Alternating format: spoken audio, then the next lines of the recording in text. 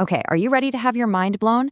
Today, we're going to tackle a question that might just make you rethink your entire strategy for public restrooms.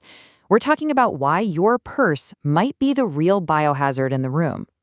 So this all kicked off with an amazing letter from Clara in Ohio.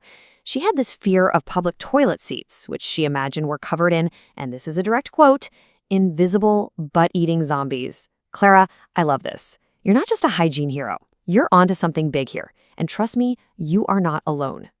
You see, this fear, it's super common, and it leads to some, let's say, creative solutions, which brings us right to our first section, the toilet paper fortress.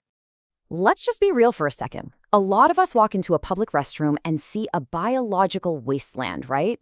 We just assume every single surface is crawling with germs from strangers, all waiting to get us. It's a feeling we all know. So just how common is this?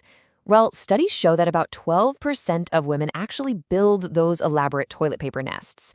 The source material had a great line for this, saying they wrap the seats like they're mummifying a pharaoh.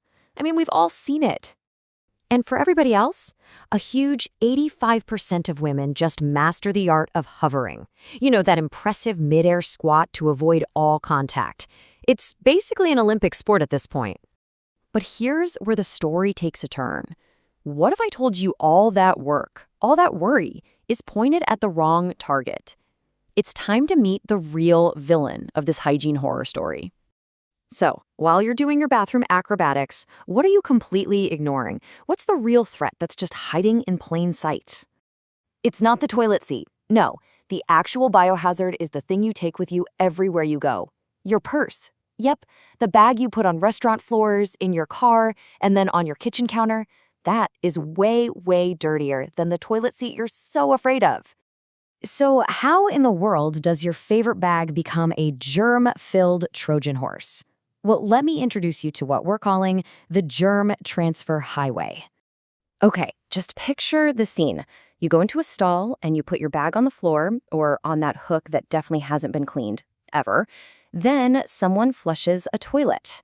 This creates a fine mist of water and, well, you know, microscopic particles that contain all sorts of bacteria. That mist settles all over your bag, then you grab your bag, and boom, all of that is now in your hands. And this is where it gets really wild. Experts say that we subconsciously touch our faces about 7 times every single minute. We don't even know we're doing it. So you see what's happening, right? You touch your germy bag, then you touch your face, and you've just created a super highway for those germs to get right into your system. You're literally giving them a first-class ticket from the bathroom floor directly to your face. I know, that sounds pretty awful. But don't panic. There is a much simpler, smarter way to stay clean. It's time for the new Playbook. Let's just put this into perspective. Public toilet seats? They're actually cleaned pretty often, usually with industrial strength bleach. They're designed to be easy to wipe down. Now think about your purse, or your phone, or your keyboard. They pick up germs from everywhere and are almost never, ever cleaned. Yeah, to put it a bit more graphically, if you're looking for where the germ party's at, it's not the toilet seat. As one source put it, keyboards and handbags are where the real bacterial orgies are happening. So what's the big takeaway here? It's simple. First, stop building the fortresses. Seriously, the toilet paper nests, the hovering, it's a huge waste of energy because you're fighting the wrong enemy. The most powerful defense is, and has always been, the simplest one. It's not about avoiding the seat, it's about breaking the chain of germ transfer. Just wash your hands thoroughly. After you're done, that's it. That's the whole secret. And this all leaves us with one final question to chew on. If we can be so wrong about toilet seats, what other so-called clean habits might actually be making us dirtier? Something to think about, right? Stay curious out there. With that, you'll certainly die smarter, but you'll still die. But before you do, don't forget to like the video and subscribe.